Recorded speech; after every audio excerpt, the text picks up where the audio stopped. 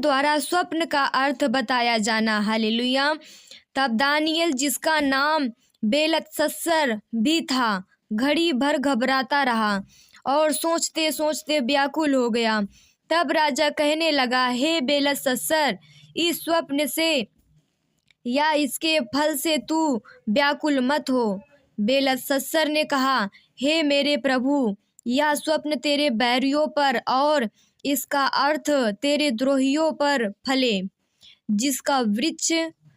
जिस वृक्ष को तूने देखा, जो बड़ा और दृढ़ हो गया और जिसकी ऊंचाई स्वर्ग तक पहुंची और जो पृथ्वी के सिरे तक दिखाई देता था, जिसके पत्ते सुंदर और फल बहुत थे और जिसमें सबों के लिए भोजन था, जिसके नीचे मैदान के सब पशु रहते थे और जिसकी डालियों में आकाश की चिड़िया बसेरा करती थी।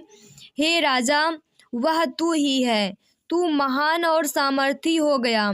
तेरी महिमा बढ़ी और स्वर्ग तक पहुंच गई और तेरी प्रभुता पृथ्वी की छोर तक फैली है। हे राजा, तूने जो एक पवित्र पहाड़ुए स्वर्ग से उतरते और यह कहते देखा कि वृक्ष को काट डालो और उसका नाश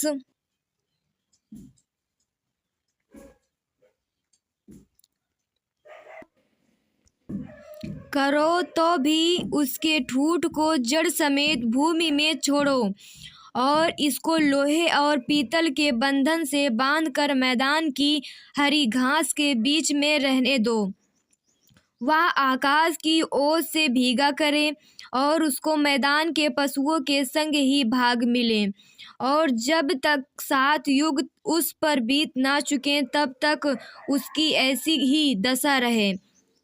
हे राजा, इसका फल जो परमप्रधान ने ठान लिया है कि राजा पर घटे, वह यह है कि तू मनुष्यों के बीच से निकाला जाएगा और मैदान के पशुओं के संग रहेगा।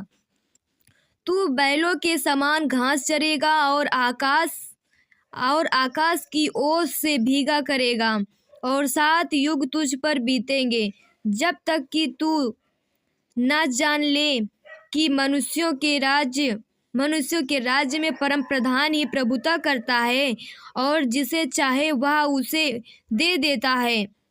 उस वृक्ष के ठूंठ को जड़ समेत छोड़ने की आज्ञा जो हुई है, इसका अर्थ यह है कि तेरा राज्य तेरे लिए बना रहेगा, और जब तू जान लेगा कि जगत का प्रभु स्वर्ग ही में है, तब तू फिर से राज्य करने पाएगा। हालेलुया।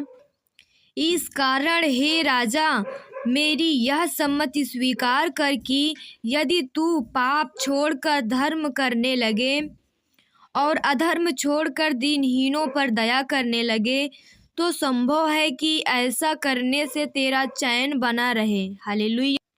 यह सब कुछ नबूकदनेस्सर राजा पर घट गया 12 महीने के बीतने पर, जब वह बेबीलोन के राजभवन की छत पर टहल रहा था। तब वह कहने लगा, क्या यह बड़ा बेबीलोन नहीं है, जिसे मैं ही ने अपने बल और सामर्थ्य से राजनिवास होने को और अपने प्रताप की बड़ाई के लिए बसाया है। हालेलुया। यह वचन राजा के मुंह से निकलने भी न पाया था कि आकाशवाणी हुई, हे राजा नबूकदनेस्सर, तेरे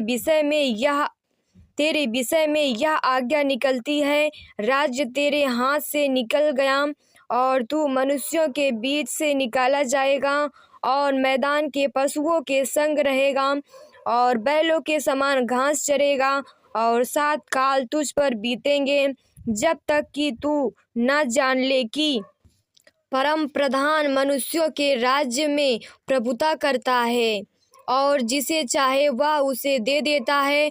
उसी घड़ी यह वचन नबूकदनेस्सर के विषय में पूरा हुआ और मनुष्यों में से निकाला गया और बैलों के समान घास चरने लगा, और उसकी देह आकाश की ओस से भीगती थी, यहाँ तक कि उसके बाल उकाब पक्षियों के परों से और उसके नाखून चिड़ियों के पंजों के समान बढ़ गए।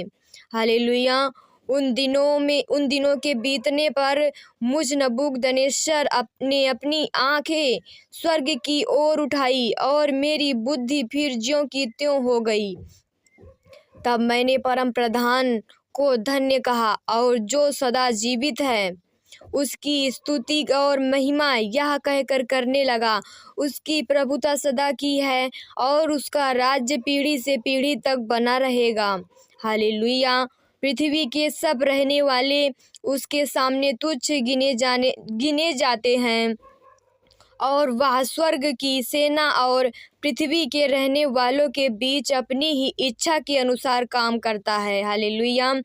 और कोई उसको रोककर उससे नहीं कह सकता है, तूने यह क्या किया है। हालेलुया।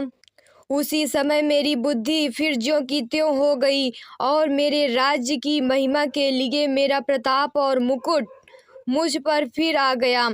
मेरे मंत्री और प्रधान लोग मुझसे भेंट करने के लिए आने लगे और मैं अपने राज्य में स्थिर हो गया और मेरी और अधिक प्रशंसा होने लगी। अब मैं नबूकदनेस्सर स्वर्ग के राजा को सराहता हूँ और उसकी स्तुति और महिमा करता हूँ, क्योंकि उसके सब काम सच्चे और उसके सब व्यवहार न्याय के हैं। और जो लोग घमंड से चलते हैं उन्हें वह नीचा कर सकता है। हालेलुया। आप लोग इस वीडियो को ज़्यादा से ज़्यादा लोगों तक शेयर करें और मेरे चैनल को सब्सक्राइब करें। हालेलुया।